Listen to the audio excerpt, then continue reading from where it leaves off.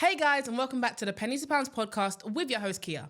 And this is a podcast where we aim to dispel your myths, simplify difficult financial jargon, and rectify your own personal problems. Happy Monday, everyone. I hope you've had an amazing week. And I have got a really good episode for you today. I'm saying really good because I always say incredible. So I'm trying to switch it up, little synonyms. I'm going to say really good for this one. But it's honestly such a good one. If you know anything about me and anything about Pennies to Pounds, we love any way to save money. And a big thing for us is cashback. Always talking about it, ways that you can spend and still make money back. So I've got a fantastic guest for you today. He's going to talk about just that and ways that you can capitalize when you come and spend your money. So let's go straight to our guest. Guest, who are you? Yeah, Addai, CEO and co-founder. Back. I'm so excited to have you here today. But before we get into it, I want to ask you, how is your 2025 going? Not too bad, not too bad. Started off really well. Next, Amazing.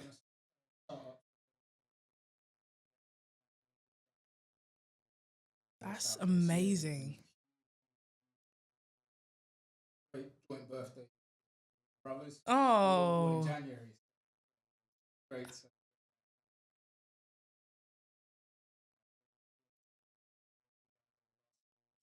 Great start to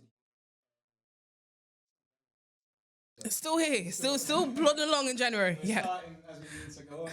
But since then, we've just been working. Both.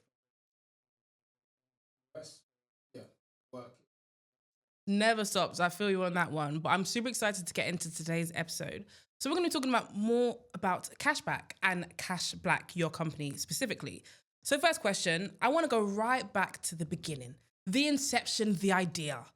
What sparked the idea for Cashblack and how did you turn that initial spark into a fully fledged platform? Because many people have an idea. Yeah. I think we have ideas tons throughout the day, but not everyone sits there and says, I'm actually going to do something with that idea. So talk us through it from the beginning. All right, from the beginning. Cool. So obviously you remember back in 2020, like pandemic, global anti-racism movement, all of the statements being let out by the major brands during that summer, like Black Square summer, as we all know. And I was already looking for something entrepreneurial to do. I'd been off work for maybe a year or so on a bit of a sabbatical, trying to teach myself like how the world works. And halfway through that year, with the whole pandemic, the recession, and of course global anti-racism movement, I feel like we all got a better idea of how the world works. And I'd already been researching why things were how they were with regards to racism and its impacts on us as a people.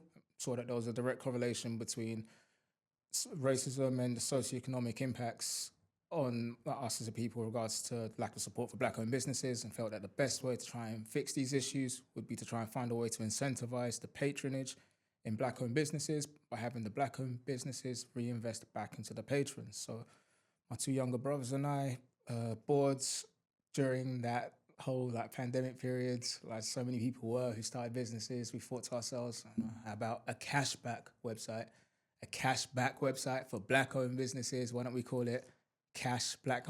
Why don't we call it Cashblack? All right. And what started off as a play on words is now our tech company. That's incredible. I think that having that idea, because I think there was a lot of ideas that were born during that movement. Yeah, loads. But this is such a great one. And I think the fact that it's still thriving now, I think we had a lot of quick businesses jump in at that point and are no more today. But the fact that it's still going, I know it's still growing from your end, we had a conversation off camera, there's still a lot going on, is amazing to see. So like I mentioned in the beginning, we are all about helping people make the most of their money. So talk us through Cashblack and how does it help users get more from their everyday spending? And why might someone choose Cashblack over a regular cashback site? Okay, cool. So cashback in general, simplest explanation for it.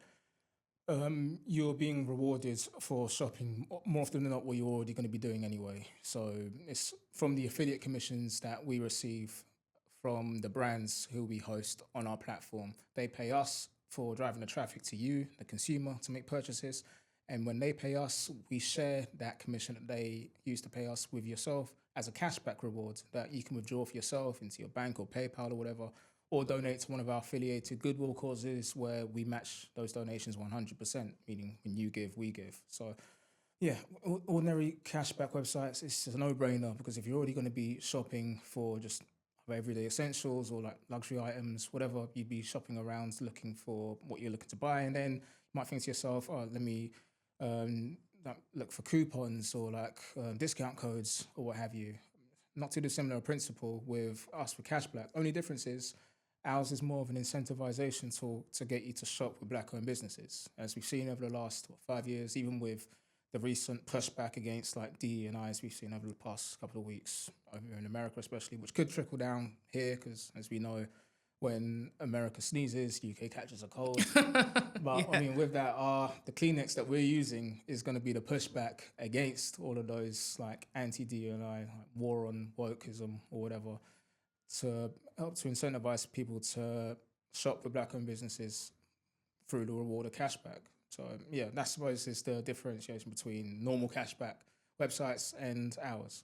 I think it's great. I'm someone who regularly uses cashback sites. I love it. I can't tell you the last time I made a purchase without it. I definitely bought something yesterday and used cashback. Good. If you're already shopping, like you say, it doesn't hurt to just use a cashback site. And I'm someone who signed up to all of them because wherever I'm shopping, I'm going to see where can I get money back. So I think if someone already uses one of the big ones in the UK, why not add cashback to it? And then when you're shopping at Black-owned businesses, you get some money back. All of that, whenever I hear cashback and people say, oh, I'm not sure, I'm like, it's money back for shopping. If you put it simply, it's just money back for shopping. That's what cashback is. Yeah. So why would you not just sign up to every single platform? And whenever you fall on a website that is eligible for it, you go through, you shop as normal because you're going to anyway, get some money back. I think it makes so much sense. But even in saying that, I mean, for me, it makes tons of sense. Mm-hmm. But I know for many people, money is... It can be a lot. It can feel like a lot. And I know a lot of people are very skeptical about new platforms. They're very cautious. Rightly so, as they should, because definitely during that same pandemic time, I saw a lot of dodgy companies pop up and say, hey, we can do this. Yeah. And I can see it's a scam, right? Yeah. I can see that's not legitimate. But a lot of people don't know, may have unfortunately lost some money, and now probably are cautious when they see new platforms.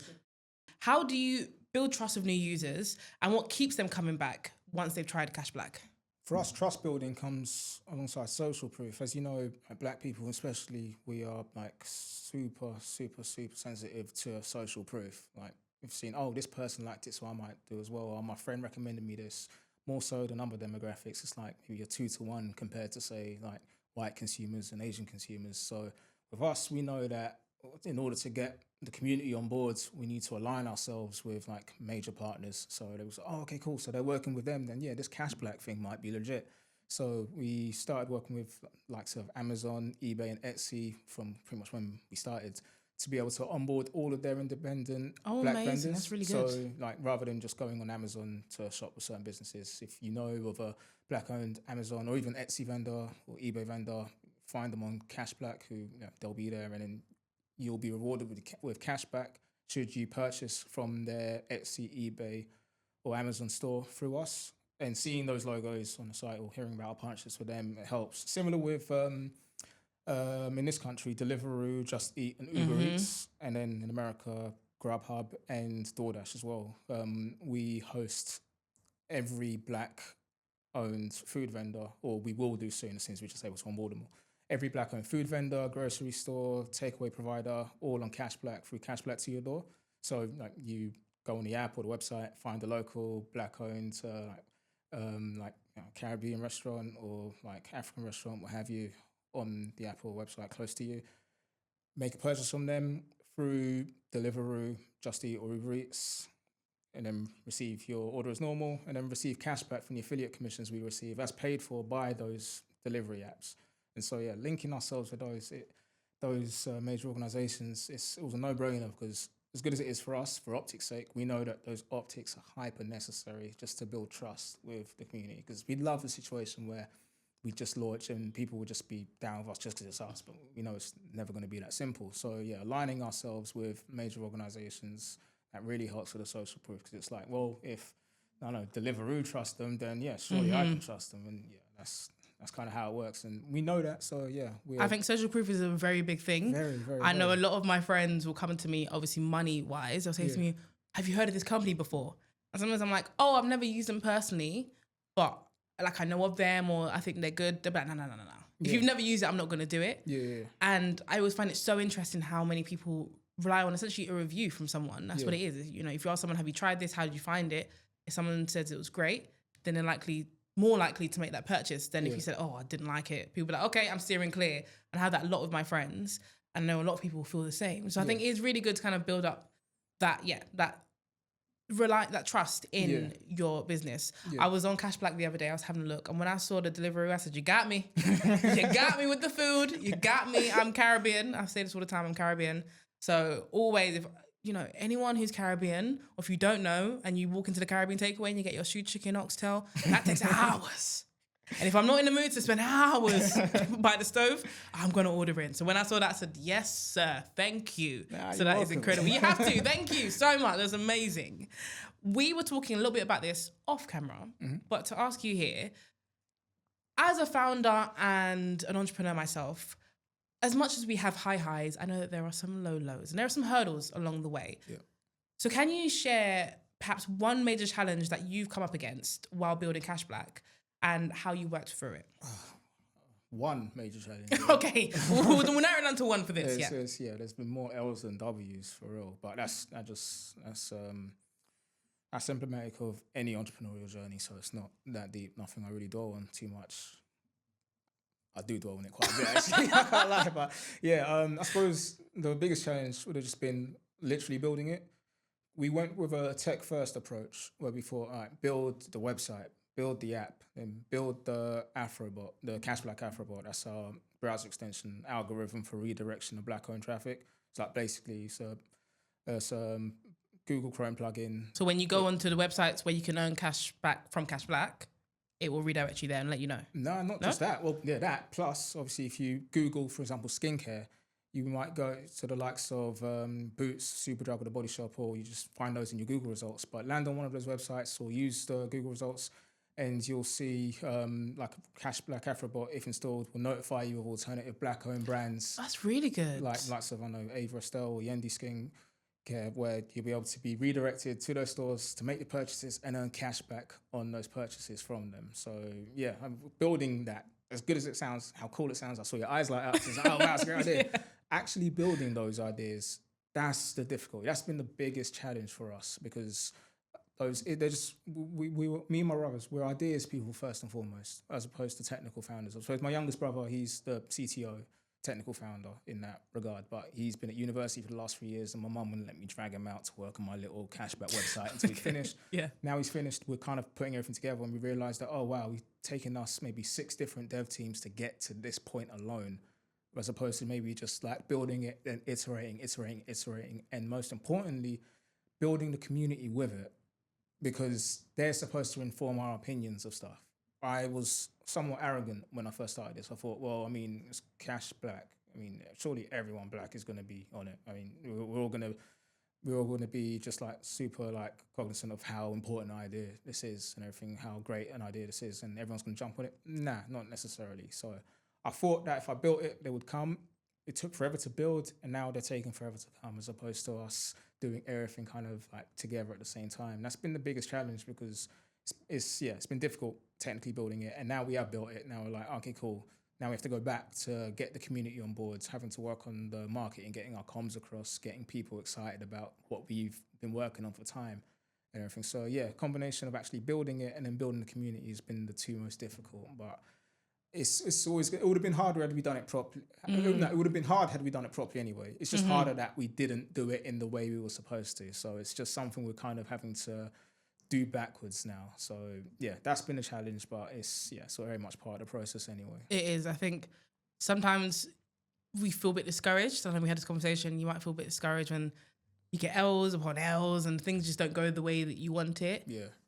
But that is unfortunately the journey of an entrepreneur. That's why not everyone is an entrepreneur. That's why a lot of people don't make it past their first year, because it is hard. And I think what you're building is incredible, and I'm sure many of our listeners and watchers will agree with you. So we're just excited to watch the journey. I mean, it's easy for us to just sit there and watch whatever comes out. But we're here watching. We're here watching and we're supporting. So that's it. You know, if anyone does try Cashblack and they want to kind of help out with the informing parts, telling you what works and what doesn't, how could they get involved with that? Oh, we're like the Cashblack app is in both the iPhone and Android store. We had a recent update. Actually, we're going to have another major one within the next few weeks, hopefully in time for maybe Q2 or so. So obviously the website has been out for a minute. Hard launch actually 1st of October, just gone for Black History Month. US hard launch is going to be 1st of February for their US Black History Month. Yeah. So like the website, the app, Afrobot, they're available in the respective stores. And yeah, it's a continuous effort to always be building, improving, iterating. We need the community to really inform us of, yeah, this is good, we love this, we don't like that, we need this, we don't need that, all of that, because we've been looking at it somewhat myopically from the same perspective for time building it. And now it's time for us to really listen to what the people want. I think it's always very interesting, whatever you think, and I've done this myself with pennies, pounds and everything that I've built, is for a long time like you, I've always said, well, I'm part of the target demographic. I know what people want because I'm living this. So I know what kind of information they want, how they want it presented. And then I think about 3 years in, I decided randomly to create like a feedback form. I said, just anyone who's interested, let me know how you found, the podcast, the platform in its entirety, everything. Yeah. And some of the feedback, some of the things that people want to see, I was just so shocked at. Not in a bad way, but like you said, when you're in your own head and you think you know what's best, which you do, right? A lot of the times because you're building it. Yeah. But sometimes you hear back from your consumers and you're like, interesting, you wanted more of this? Or for example, there was one event that we did. This always gets me. There's one event that we did about 2 years ago and there was a lot going on. So if you've ever been to a Pennies Pounds live event, you will know that it is a lot. I think we had about 120 people in the building. So when I have that many bodies in one building, I'm there like a headless chicken running around. So I realized that event, I couldn't host it. I usually host all of our events. Yeah. I couldn't host it. So I hired a host. She was incredible. It was a great night. And when I got feedback from people, everyone was like, it was such a good event. I learned so much, Kia. That was incredible. But I came to listen to you. And so many people said that to me and I was like, oh my gosh. I just thought for me, I thought no one's really interested whether or not it's me. So I'll get someone else. So it's always interesting to hear feedback from consumers. That's one thing as a founder and entrepreneur, I was like, I should really do this more. Hearing back from people. So it's definitely a learning curve. Yeah, because I mean, they're the real target audience. Like as much as you think you're part of that demographic, you're too in it. I'm too in it. Yeah. I've got my blinkers on. I can't see anything else other than what I'm building. Same, and those are the people who can really inform you. So it's always good. And anyone listening and watching who uses Cashblack will find it amazing and also can get in touch with you if they want to kind of give feedback and help build what is going to be an incredible platform. And what already is an amazing platform, but I know you're building it and growing it. So we can't wait. A lot of our listeners have entrepreneurial dreams. I think everyone is sick of the 9-to-5 grind. You'd be surprised how many people I speak to on a daily says, Kia, how'd you do it? How'd you become a full-time entrepreneur? I want to do the same thing. So a lot of our listeners have that same dream. So if we got some advice from you, if someone wants to start their own business, especially a platform that helps others financially, what's one piece of advice that you wish that you'd known from day one? One piece of advice that I wish I knew. All right, just picking one. I'd say go back to what I mentioned earlier with regard to building a community. I'd say that's the most important. Easily when I think about it, because especially if you're doing it for other people, if you're building it for other people, then have them as involved as possible. Because they're going to be literally your customers. The business won't survive without them. And so it's almost more important to have them than it is to have the actual product.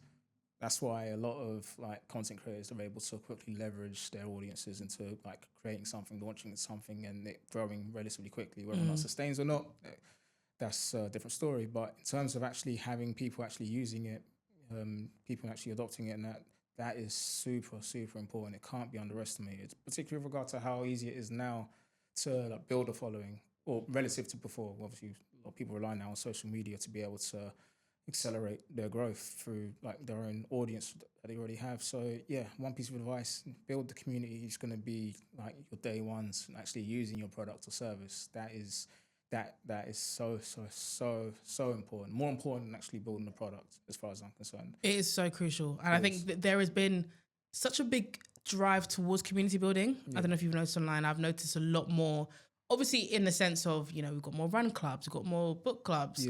But I think community in general is being valued a lot more. Yeah. So like you said, I think when you and I both started, community was cool. Like, yeah, you build a following, it's cool. But it wasn't as big of a deal. Whereas now it's like, okay, how do we bring in the community? How do we keep people together and keep people engaged? Because like you said, those are the ones who are going to inform how you build things and also be your silent champions. When you're not in the room, when you're not there, they're the ones who are going to spread the word about what you do because they love it that much. And I think that's a big thing that I think a lot of entrepreneurs that I'm speaking to now are kind of focusing on. Community. How do we find that loyal following who love us and love what we're building and want to be involved as much as possible? So I think that's a really good piece of advice. Before we round off, as I've mentioned throughout this episode, I am super excited when it comes to what you're building. I think Cashblack already is amazing. But what does the future of Cashblack look like? So is there any features, expansions, or goals on the horizon that we can all be excited about?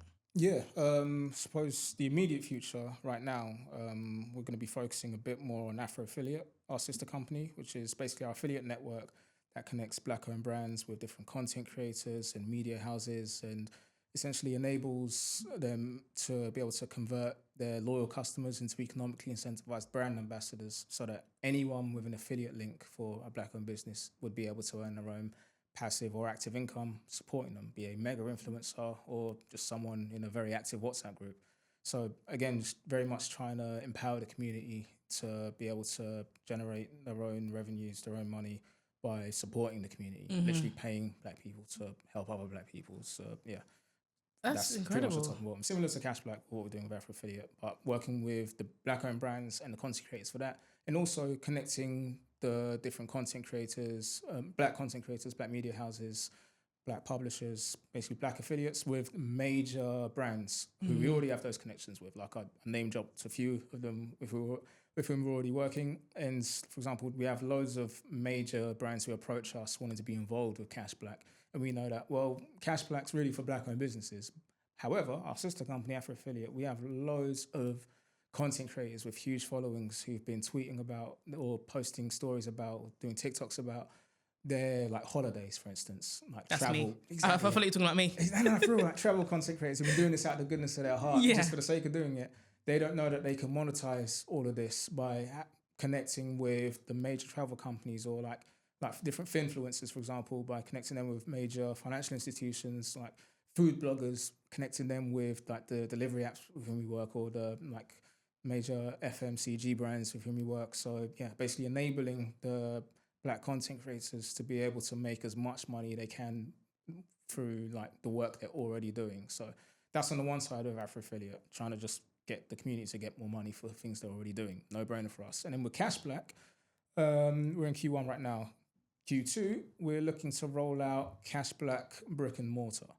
I'm excited about this one. Thank you very much. Where in essence, we'll be utilizing open banking technology to onboard the huge like plethora of Black-owned brands with physical locations. So not just the e-commerce stores you see online, but barbershops, beauty salons, restaurants, bars, clubs, grocery stores, convenience stores, Black-owned businesses, all onto Cashblack. So that, for example, you as a consumer, you could register your credit or debit card with Cashblack, and then through open banking, you'd be able to earn cashback rewards when you spend money at those Black-owned businesses in-person locations. So you'll be earning cashback similar to how you would be doing online, but offline. So both there and throughout our in-person marketplace pop-ups that we'll be looking to do throughout the year. So basically getting cashback to like shop at Black-owned businesses online and offline. And that's going to be a huge thing for us because obviously there's loads of Black-owned businesses which exist in real life that don't,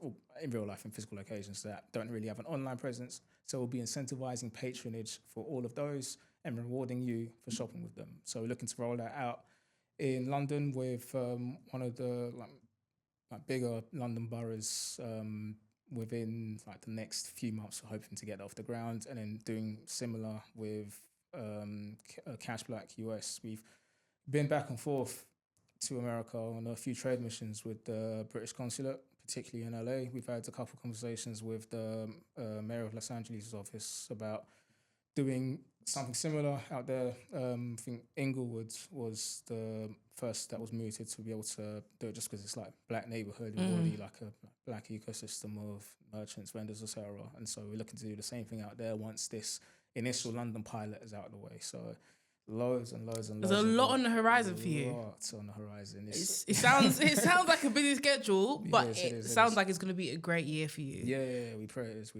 And I'm super excited. I'm going to tell all my friends, because a lot of them do hair, makeup, all that. I'm going to tell them, like, guys, just sign up on there. It's going to be for my benefit. So when I go to them, I can get my cashback. Definitely. But, get everyone on there. And I think that's amazing. Yeah, we also have the referral program, affiliate program with, obviously we have literally 2 affiliate companies. So yeah, we have the referral program, so we're able to do the network effect that if you bring your friends and family on board, either as a Cashblack member or as a store on Cashblack or Afro Affiliate, or to become a content creator working with Afro Affiliate, then you get rewarded for doing so. So yeah. I mean, all I'm hearing is that there's money all around.